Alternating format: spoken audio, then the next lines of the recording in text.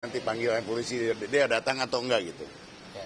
Oh, kalau Ya. Soal tentang nasib Kapolda Jabar ya, banyak isinya sih. Mungkin harus dipecat atau kebobrokan timnya dalam pengungkapan kasus Vina, mungkin Bapak sebagai tokoh masyarakat melihatnya seperti apa sih, Pak? Ya, saya hari ini berfokus pada penanganan laporan dugaan sumpah palsu, kesaksian palsu di depan penyidik, ya kan? Karena bukan dilakukan di depan pengadilan, yaitu yang kita duga adalah saudara AF dan saudara Dede. Nah, kemudian tadi bicara persoalan AF tidak ada.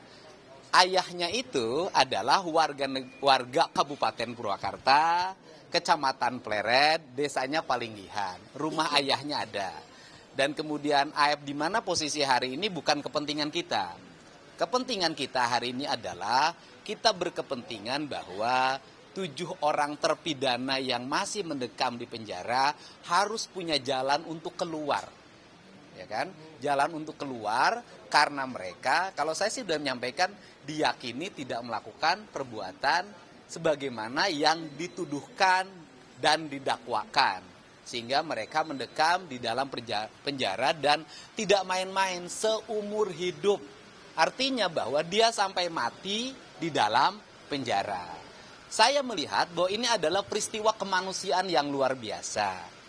Orang gitu kan yang dalam pandangan saya setelah melakukan keliling, wawancara, kemudian bicara dari satu ke tempat lain sampai hampir ada 70 dokumen yang saya miliki, saya tidak tega dan kita tidak boleh membiarkan orang yang tidak bersalah itu harus mendekam di penjara apalagi seumur hidup. Kan ini. Nah, ini adalah cara.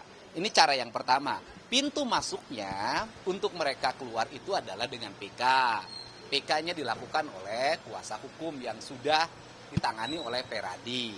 Nah, kemudian pintu-pintunya kan sudah disampaikan. Satu, pintunya melalui dugaan kesaksian palsu RT Pasren dan anaknya Abdul Kahfi. Yang kedua, kesaksian palsu di ya kan, BAP terhadap terduga AF dan Dede. Memang ada yang berat menurut saya. Ada yang berat secara psikologi ini adalah menyangkut pernyataan-pernyataannya Saudara Sudirman. Beratnya bagaimana? Satu sisi Saudara Sudirman tuh pernyataan-pernyataannya sangat merugikan ya, baik buat Peggy kemarin maupun terhadap 7 terpidana yang lainnya. Tetapi di sisi lain Saudara Sudirman pun adalah orang yang dipidana. Nah, ini kan dilema kita. Untuk itu sebenarnya ada solusi yang terbaik terhadap Saudara Sudirman. Saya berharap, nanti kan Saudara Sudirman pasti akan jadi saksi juga di peristiwa ini. Nanti Saudara Sudirman diperiksa aspek kecakapannya.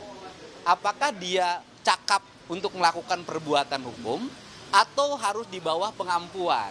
Nah, kalau harus di bawah pengampuan, maka keterangan-keterangan Sudirman yang terdahulu itu gugur dalam pandangan saya. Tidak bernilai. Nah, ini kan aspek sosial inilah yang saya jalankan sehingga kan sekarang kasusnya jalannya sudah mulai terbuka. Dan saya meyakini betul bahwa Mabes Polri di bawah kepemimpinan Pak Kapolri akan terus berjalan pada rel yang benar.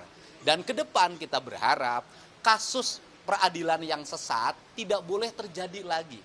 Tidak boleh ada korban-korban diakibatkan oleh peradilan yang mengadili orang tanpa fakta yang memadai, tanpa alat bukti yang memadai. Dan sudah diakui kan bahwa kasus ini tidak dilengkapi oleh Science Crime Investigation kan, tidak dimiliki. CCTV-nya sampai sekarang nggak dibuka. Nah, dari sisi aspek teknis sebenarnya kan gampang. Misalnya mereka waktu itu di mana sih bermalamnya? Jam sekian di mana? Mereka kan punya HP. HP-nya kan sudah disita. Tinggal dibuka saja HP-nya. Nanti kelihatan posisinya dan ini tidak bisa dibantah lagi karena aspek sains. Mudah-mudahan Pak Mabes Polri nanti akan menangani menggunakan pendekatan aspek sains, bukan katanya. Ya. Bapak kan sudah menilai kalau terpidana ini tidak bersalah. Kemudian di sisi lain ada orang mati 2 orang. Lantas siapa yang bisa dituntut pertanggungjawaban atas kematian 2 orang ini? Apakah karena memang kecelakaan atau ada Oke. izinnya gitu?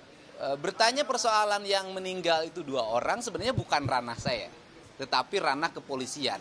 Tetapi ini kan cara, kalau nanti kemudian 7 terpidana itu dibebaskan melalui PK, maka akan muncul pertanyaan berikutnya. Apa yang sebenarnya terjadi pada Eki dan Vina?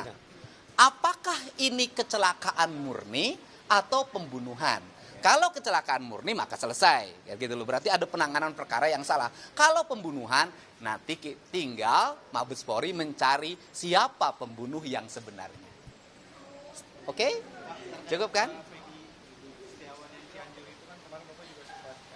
Ya, tes DNA-nya sudah, kemudian hari Senin akan diambil hasilnya.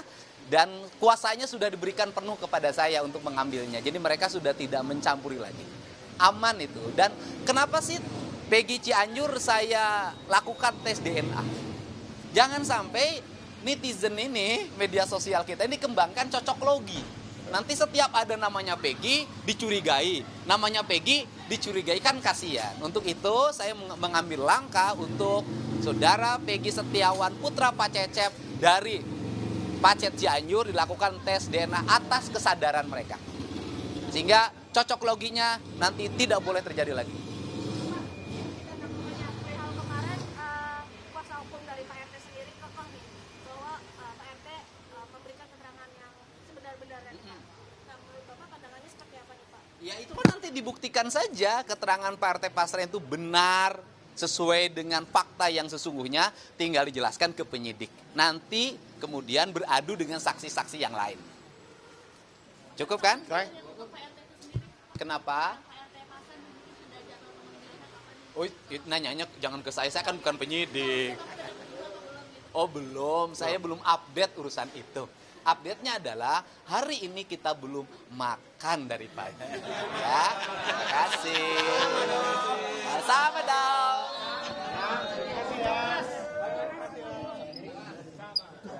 Sama ya, sama. Kita belum makan. Ruli Panggabean.